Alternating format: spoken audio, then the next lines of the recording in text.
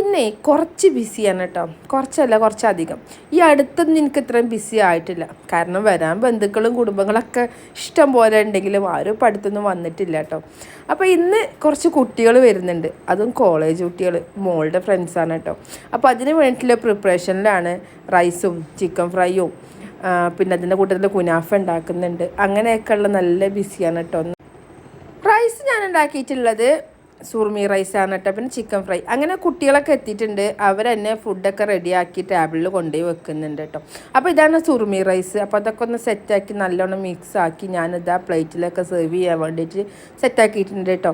അപ്പോൾ മോളുടെ ഫ്രണ്ട്സാണ് കോളേജിൽ, മോൾ ഡിഗ്രി ഫൈനൽ ഇയർ പഠിക്കുക കേട്ടോ. അപ്പോൾ അവളുടെ ഫ്രണ്ട്സാണ്, ബോയ്സും ഗേൾസൊക്കെ ഉണ്ട്.